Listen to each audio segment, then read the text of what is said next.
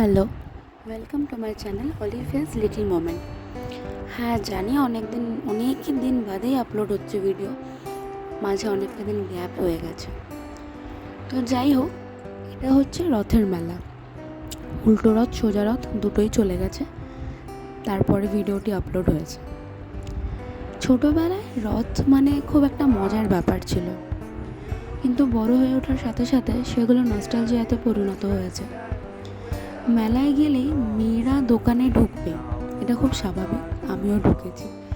সেখানে clip, jewellery অনেক কিছু ছিল, আমি কটা ক্লিপও কিনেছি। তো অনেকগুলো দোকান ঘুরে লাস্টে চলে যাই জিলিপির দোকানে, জিলিপি খেতে। মেলার জিলিপি খেতে ভালোই লাগে, কিন্তু আমার খুব একটা মেলা জিনিসটা পছন্দের নয়, কারণ খুব ভিড় হয়, আর আমি এত ভিড় সত্যিই পছন্দ করি না। বাট তাও গেছি, মা বলেছে বলে সেখানে ঘুরেছি, গরম গরম জিলিপিও খেয়েছি। ইভেন কি জিলিপি খেতে মোটামুটি ভালোই লাগে, খুব খারাপ লাগে না। জিলিপি কিনে বাড়ি এসেছি। তার মাঝে আরেকটা জিনিসও করেছি, বাদাম। হ্যাঁ, মেলায় যে মুগফালি বাদাম পাওয়া যায়, সেটা আমার মায়ের খুব ফেভারিট। মা মেলায় যাওয়া মানে বাদাম কেনা ইজ ম্যান্ডেটরি।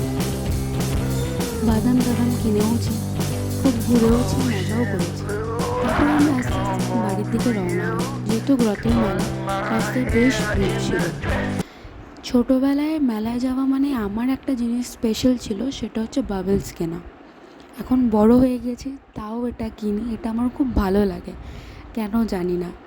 ছোটোবেলা থেকেই এই একটা জিনিসের প্রতি আকর্ষণ ছিল মেলায়, সেটা হচ্ছে এই বাবলস।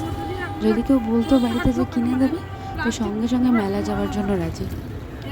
যাই হোক, কেমন লাগলো ভিডিওটা অবশ্যই লাইক, শেয়ার অ্যান্ড সাবস্ক্রাইব করে জানাবেন কিন্তু।